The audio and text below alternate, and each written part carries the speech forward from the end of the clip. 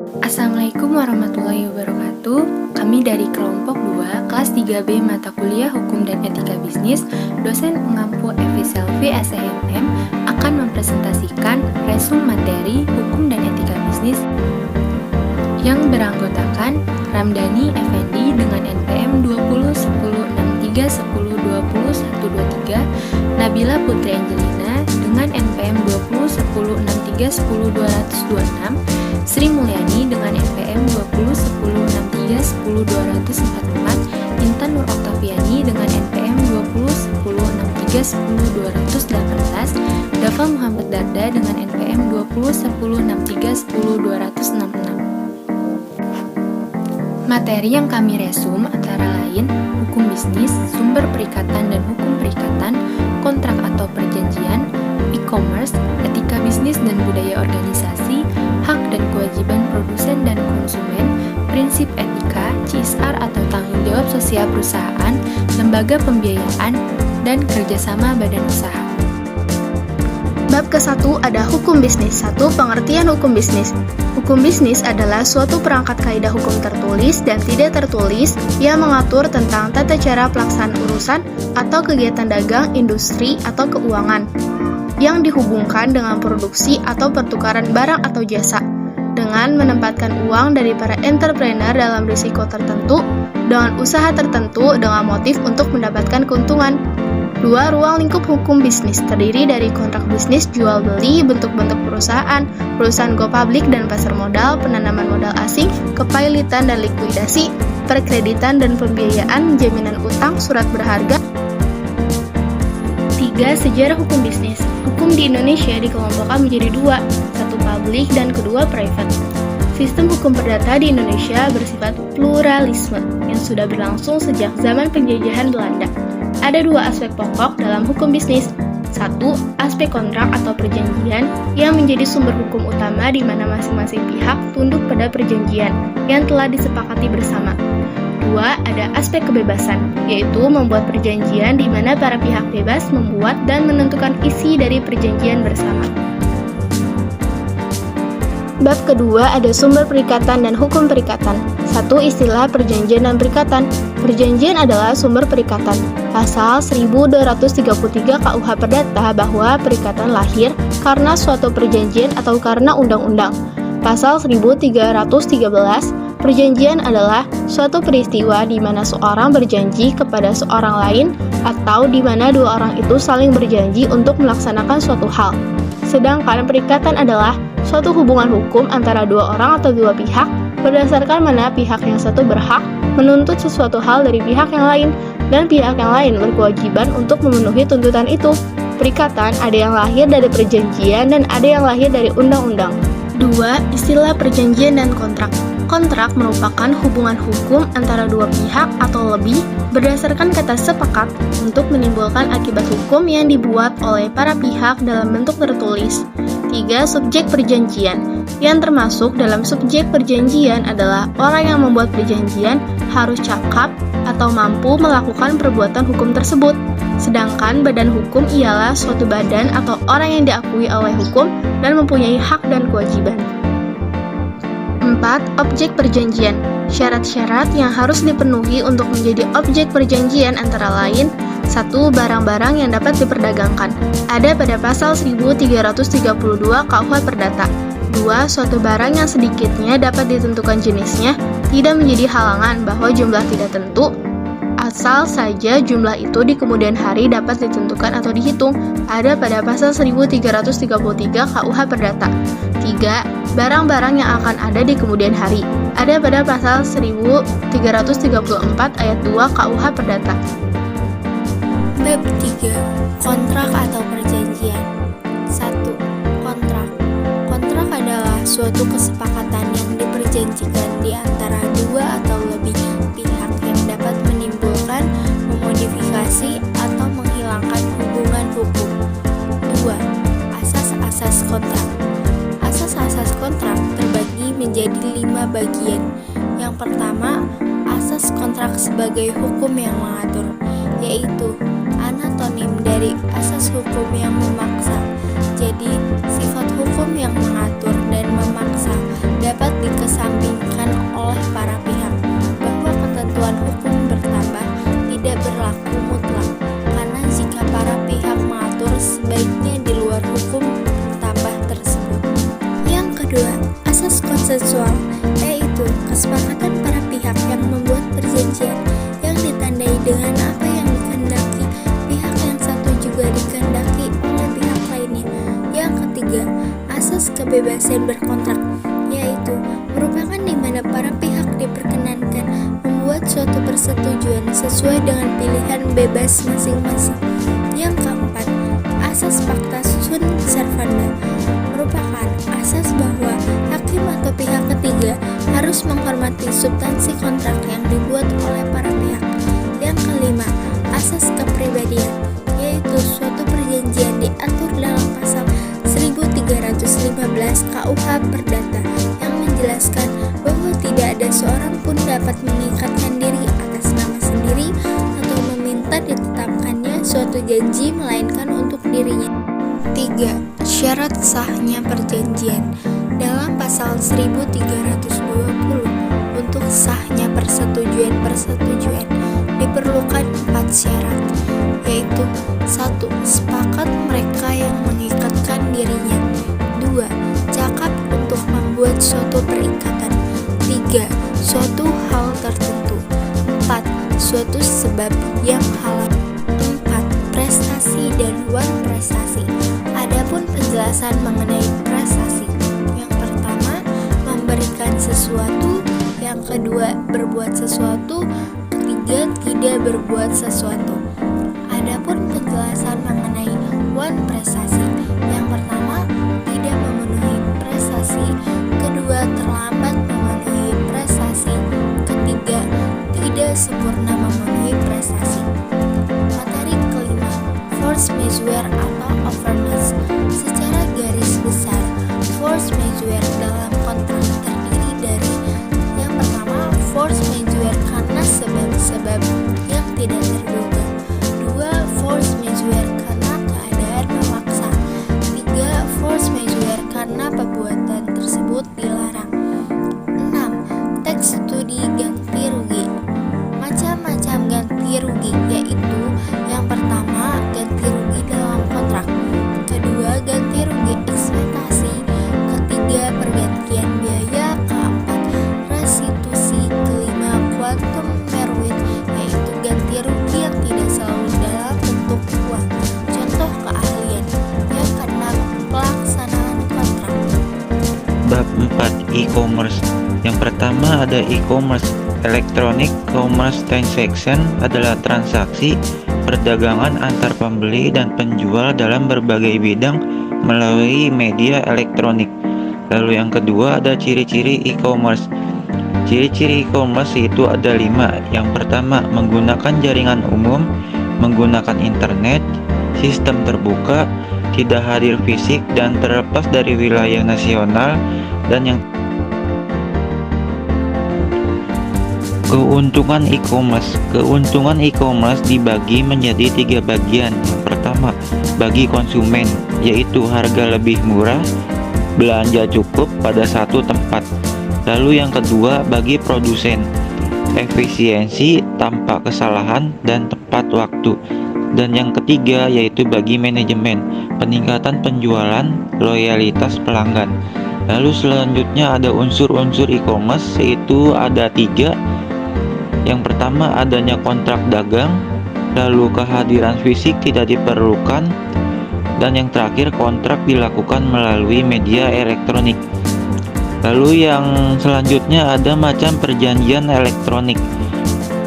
Macam perjanjian elektronik yaitu yang pertama ada barang dan jasa, yaitu pembuatan kontrak, lalu digital yaitu penyerahan, lalu jasa yaitu pembuatan kontrak digital, dan yang terakhir penyerahan yaitu digital. Lalu selanjutnya legalitas perjanjian elektronik, yaitu yang pertama sama seperti di dunia nyata, hanya tidak ada kontak fisik. Yang kedua terjadi penawaran sampai kesepakatan. Yang ketiga menggunakan tanda tangan digital. Lalu yang selanjutnya ada aspek hukum e-commerce. alat bukti transaksi menggunakan paperless transaction, dokumen yang digunakan untuk digital, yaitu dalam undang-undang harus ada pemberitahuan tertulis sebagai syarat suatu perjanjian atau pada digital diganti dengan email. Lalu yang selanjutnya ada perlindungan konsumen pada e-commerce. Kontrak baku dan jual beli, yaitu dibagi ada 3. Yang pertama, konsumen disodori kontrak baku. Yang kedua, membaca klausula. Dan yang terakhir, konsumen memilih, menolak, atau menerima. Etika bisnis dan budaya organisasi. Etika. Etika adalah perbuatan standar yang memimpin individu dalam membuat keputusan. Etika adalah suatu studi mengenai yang benar dan yang salah serta pilihan moral yang dilakukan seseorang. Etika bisnis. Etika bisnis adalah keseluruhan dari aturan-aturan etika, baik yang tertulis maupun yang tidak tertulis, yang mengatur hak-hak dan kewajiban produsen dan konsumen, serta etika yang harus dipraktekkan dalam bisnis. Komponen etika. Yang pertama ialah komponen sumber. Konsensus sosial, ada kesepakatan tidak saling menjatuhkan. Nilai pribadi seseorang memiliki pribadi yang jujur. Komponen mekanik. Usaha melalui berbagai metode untuk mencapai konsensus. Misalnya, negosiasi disepakati tidak boleh membanting harga. Selanjutnya produk. Kesepakatan individu dalam masyarakat. Misal, barang dibeli dapat garansi selama 6 bulan. 4. Aliran etika. Yang pertama, aliran deontologi, yaitu kewajiban moral dapat diketahui secara intuitif. Misalnya, rasanya tak pantas kalau kita turunkan harga. Selanjutnya, aliran teologi, menilai perbuatan orang dari tujuannya. Misalnya, saya turunkan harga untuk jatuhkan lawan. Budaya organisasi. Pada budaya organisasi terdapat beberapa unsur. Yang pertama, memecahkan masalah baik internal maupun eksternal organisasi. Selanjutnya, budaya tersebut dapat ditafsirkan secara mendalam. Selanjutnya, mempunyai persepsi yang sama dan pemikiran yang sama dan perasaan yang sama. Fungsi budaya perusahaan. Menentukan maksud dan tujuan organisasi. Dengan fungsi tersebut, organisasi akan mengikat anggotanya. Manfaat budaya perusahaan. Mampu memecahkan masalah internal, mampu memecahkan masalah eksternal, dan mampu memiliki daya saing. Individual opinion and corporate image. Bab 6. Hak dan kewajiban produsen dan konsumen.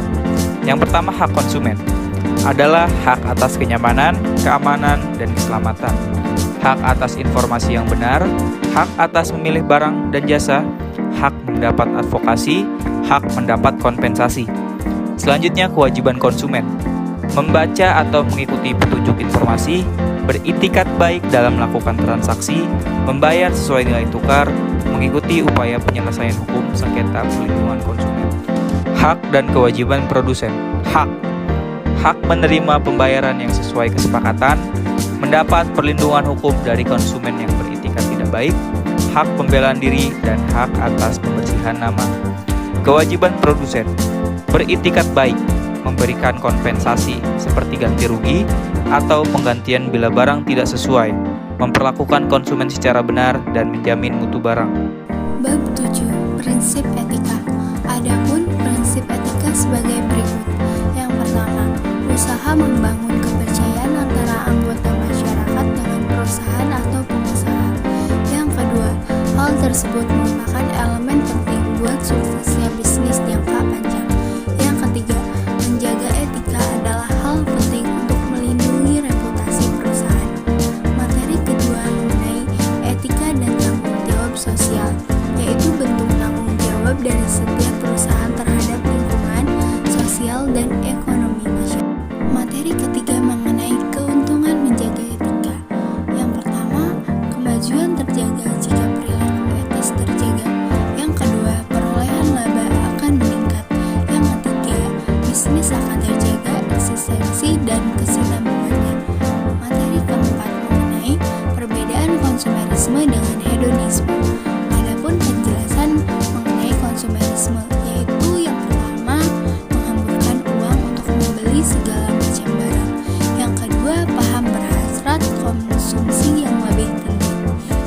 Adapun penjelasan mengenai hedonisme, yang pertama, suka membeli barang-barang mewah. Yang kedua, paham untuk Bab 8. Corporate Social Responsibility atau tanggung jawab sosial. CSR merupakan suatu komitmen berkelanjutan oleh dunia usaha untuk bertindak etis dan memberikan kontribusi kepada pengembangan ekonomi dari komunikasi setempat ataupun masyarakat luas.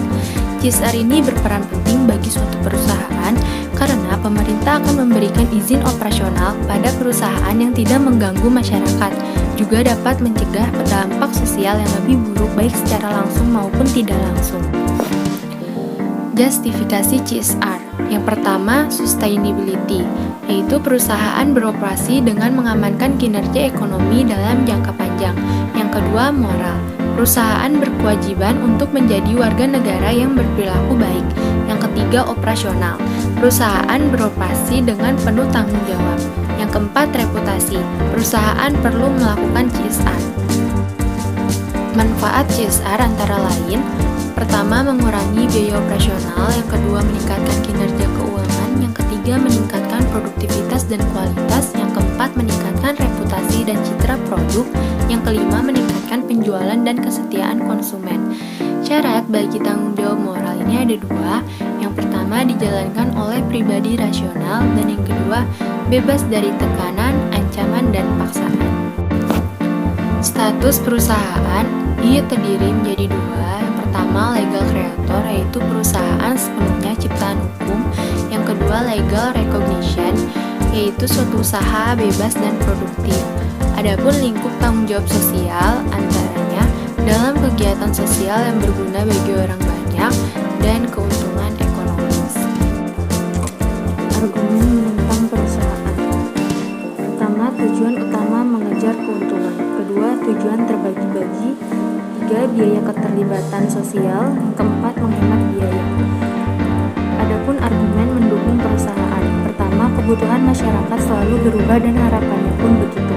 Yang kedua, terbatasnya SDA. Ketiga, lingkungan sosial yang lebih baik. Yang keempat, keuntungan jangka panjang. Adapun implementasi tanggung jawab sosial perusahaan. Pertama, prinsip bahwa struktur mengikuti strategi. Yang kedua, suatu organisasi ditentukan oleh strategi. Dan yang ketiga, melakukan evaluasi mengenai strategi. Bab 9. Lembaga pembiayaan. Pengertian lembaga pembiayaan.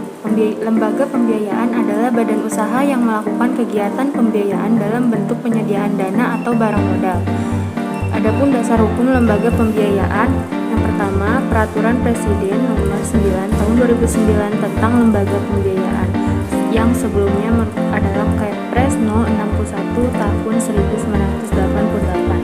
Yang kedua, ada SK Menkeu No. 1251 garing KMK 013 garing 1988 tentang tata cara pelaksanaan lembaga pembiayaan. Yang ketiga, ada Permenkeu nomor 84 garing PMK 012 garing 2006 tentang perusahaan pembiayaan. Yang keempat, ada Permenkeu nomor 18 garing PMK 010 garing 2012 tentang perusahaan modal ventura. Yang kelima, ada Peraturan Otoritas Jasa Keuangan nomor 29 garing POJK 05 garing 2014 tentang penyelenggaraan usaha perusahaan pembiayaan. Yang keenam, ada Permenkeu nomor 100 garing PMK 010 garing 2009 tentang perusahaan pembiayaan infrastruktur. Lembaga pembiayaan terbagi menjadi tiga, antara lain ada perusahaan pembiayaan, ada perusahaan modal ventura, dan yang terakhir ada perusahaan pembiayaan infrastruktur. Perusahaan pembiayaan adalah badan usaha yang khusus didirikan untuk melakukan sewa guna usaha atau leasing, anjak piutang, pembiayaan konsumen, dan usaha kartu kredit. Yang pertama ada bentuk leasing. Bentuk leasing ini ada operating lease, usaha leasing di mana pihak lease hanya membayar sewa pembiayaan sesuai perjanjian tanpa diikuti hak kepemilikan atau hak opsi barang modal tersebut pada akhir perjanjian. Adapun financial lease, yaitu selain membayar sewa yang ditetapkan pada akhir masa kontrak pembiayaan, lease akan membeli barang-barang modal tersebut berdasarkan sisa harga yang disepakati. B. Mekanisme pemberian leasing terbagi menjadi dua. Yang pertama, tahap perjanjian. Yang kedua, pelaksanaan kontrak. Adapun pengertian anjak piutang yaitu kegiatan pembiayaan dalam bentuk pembelian piutang dagang jangka pendek suatu perusahaan berikut pengurusan atas piutang tersebut. Ada pembiayaan konsumen yaitu kegiatan pembiayaan untuk pengadaan barang berdasarkan kebutuhan konsumen dengan pembayaran secara angsuran. Adapun pengertian usaha kartu kredit yaitu kegiatan pembiayaan untuk pembelian barang dan jasa dengan menggunakan kartu kredit. Bab 10. Kerjasama badan usaha. Yang pertama mengenai perusahaan. Perusahaan adalah setiap bentuk usaha yang menjalankan setiap jenis usaha yang bersifat tetap dan terus-menerus, didirikan dan bekerja serta berkedudukan dalam wilayah negara Republik Indonesia untuk tujuan memperoleh keuntungan atau laba. 2. Unsur-unsur perusahaan. Berbentuk badan usaha, bersifat tetap dalam bidang ekonomi, melakukan pembukuan dan mencari keuntungan atau laba. 3. Macam-macam perusahaan terbagi menjadi 2, perusahaan swasta dan perusahaan negara. 4. Bentuk-bentuk perusahaan. Ada perseroan terbatas, firma, komanditer Ventoscap, badan usaha milik negara, usaha dagang, koperasi, dan yayasan. 5. Joint venture. Pasal 5 ayat 3 huruf A Undang-Undang Nomor 25 Tahun 2007 tentang penanaman modal menjelaskan penanaman modal dalam negeri dan asing yang melakukan penanaman modal dalam bentuk perseroan terbatas dilakukan dengan mengambil bagian saham pada saat pendirian perseroan terbatas. 6. Manfaat joint venture. Yang pertama, minimalisasi resiko usaha. Kedua, transfer teknologi antar pihak. Ketiga, mengurangi kebutuhan modal dan sumber daya lainnya karena adanya unsur pembagian kebutuhan. 7. Syarat joint venture. Yang pertama, wajib dalam bentuk perseroan terbatas jika ada unsur modal asing. Kedua, untuk joint venture yang PMA, modal dalam negeri minimal 51% dari total modal perusahaan patungan tersebut. Ketiga, perusahaan joint venture PMA wajib mengajukan izin prinsip dan izin usaha tetap ke Badan Koordinasi Penanaman Modal. 8. Ciri-ciri joint venture.